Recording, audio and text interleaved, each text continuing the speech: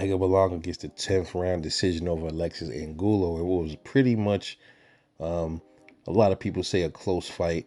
I would say it was to a certain extent, but it showed a different side of Edgar Berlanga. We got to see it in this fight here. Normally, Edgar Berlanga pushes forward, man, gets his dudes out of there early on.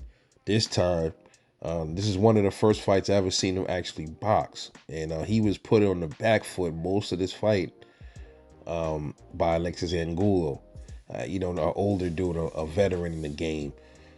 For most of the fight, man, I mean, it was a lot of back and forth, but it was, Angulo to me landed the cleanest shots. I think the hardest shots, because Edgar was more like on his bicycle a lot more in this fight than I've ever seen him. And he actually can box. He can box. He can box. He still has holes in his game, but he's not. I didn't expect that from him, man. He can box, man. He has a sneaky. He threw the sneaky right that kind of caught Angulo off guard. Like, he leaped into it. I love that. It was like a combo. I forgot what round that was, and he caught him. Angulo was really putting the leather on him. Like, he was definitely putting pressure on Edgar Berlanga. He was walking him down most of the fight. And there was certain times in that fight where where Angulo looked like he wasn't cutting the ring off as much anymore. But Edgar he seemed a little bit gun shy, but he was getting some shots off, man. But there wasn't incredibly hard shots. I didn't ever saw Angulo really hurt.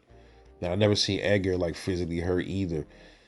So and this, seventh round, man, it was a little issue in there where Edgar looked like he was about to bite.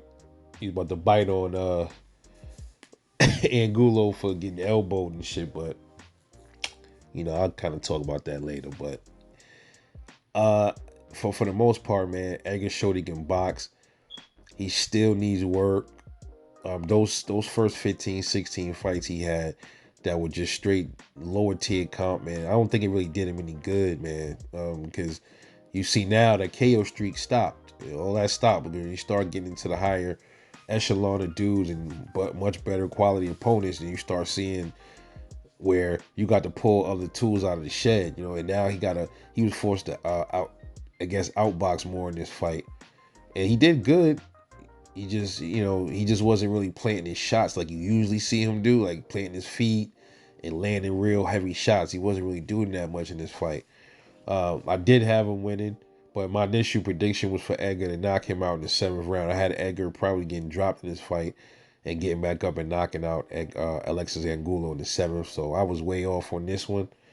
But much love to Alexis Angulo for showing warrior spirit. Much respect to Edgar Berlanga. He definitely showed me he can box. He still needs some work, but he definitely could box.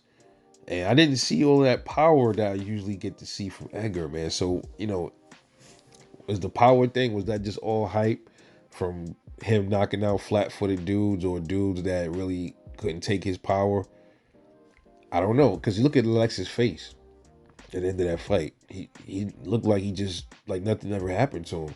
Like he wasn't even in the fight. And then look at Edgar Berlanga's face. So I think he got to work on his head movement a lot. He got to work on his defense, Edgar Berlanga. His boxing skills is pretty decent, man. He can move. He can move if he wants.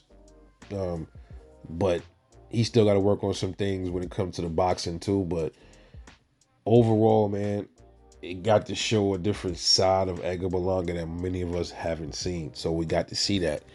And this is what to expect. This is what happens, when these dudes start stepping up, and then most of their career, you feeding them dudes that everybody know he can beat. And then when he starts stepping up, you start seeing him look normal.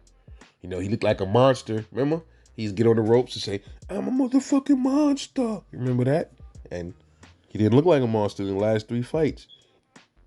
That's what it is.